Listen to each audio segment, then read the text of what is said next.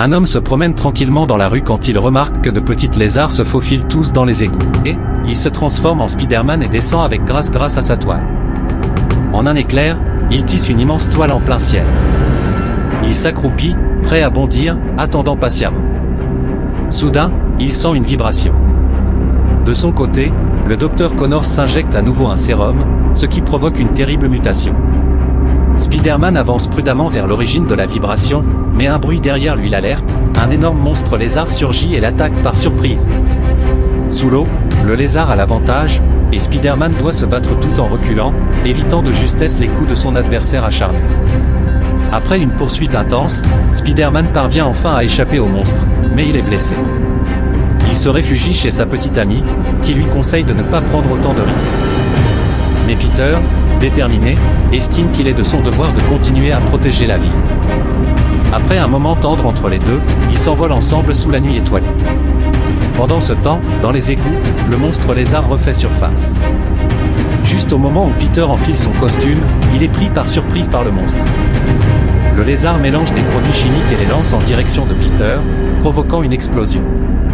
Spider-Man, désormais en tenue, se prépare à affronter son ennemi. Le combat est féroce, mais le lézard parvient à s'échapper. Spider-Man se rend alors au laboratoire où, grâce à des vidéos, il découvre que le docteur Connors veut transformer tous les habitants de la ville en monstres.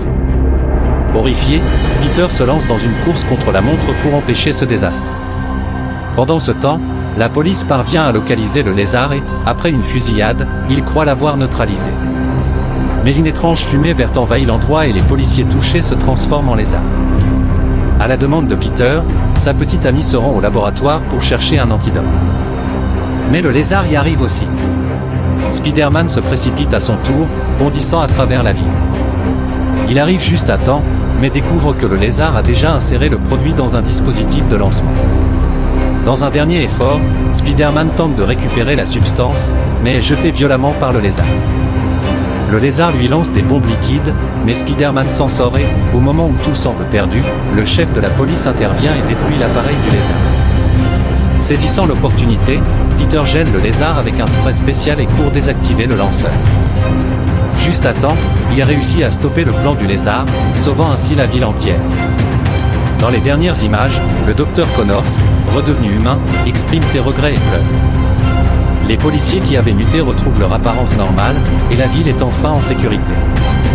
Quant à Peter, il continue à veiller sur la ville, fidèle à sa mission de toujours, protéger les innocents et combattre le mal en tant que Spider-Man.